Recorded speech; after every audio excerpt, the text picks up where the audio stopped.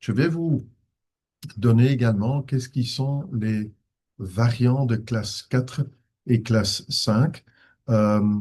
Euh, Qu'est-ce que ça veut dire? Donc, les classes 4 et les classes 5, euh, c'est quelque chose que je veux bien introduire dans notre discussion. Dans le temps où je n'avais pas de cheveux gris, pour ceux qui me voient, en fait, vous voyez que je n'ai que des cheveux gris maintenant. Mais dans le temps, je faisais ma formation en génétique médicale et donc on parlait d'un polymorphisme ou d'une mutation.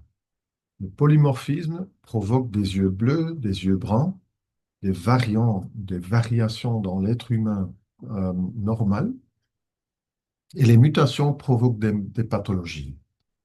En 2000, le Collège américain de génétique médicale a dit non, c'est trop simple comme modèle, on a quand même des incertitudes qu'il faut calculer dans le modèle, et donc on a créé 5 classes.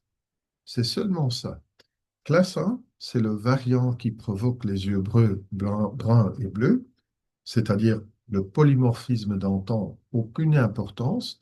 Classe 2, très probablement 95% plus de certitude, mais pas 100% certitude, que ça soit quelque chose de pas important. Classe 3, on n'est pas sûr. Classe 4, très probablement cause de la pathologie. Et classe 5, certainement cause d'une pathologie. Donc les variants dans les gènes euh, sont classifiés maintenant en classe 1 jusqu'à 5. Les classes 1 et 2, on n'en parle pas. Classe 3, on ne peut rien faire. Il faut chercher de peut-être euh, améliorer la classification vers 4 ou 5. Ça peut se faire quand on fait des examens de plusieurs personnes dans la famille, par exemple. Ça peut se reclassifier euh, parce qu'avec une classe 4 ou classe 5, on peut faire quelque chose.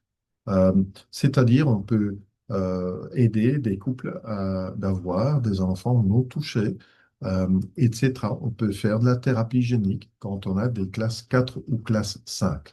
C'est très important. Je ne vais pas entrer en détail sur les diapos que j'ai passés maintenant.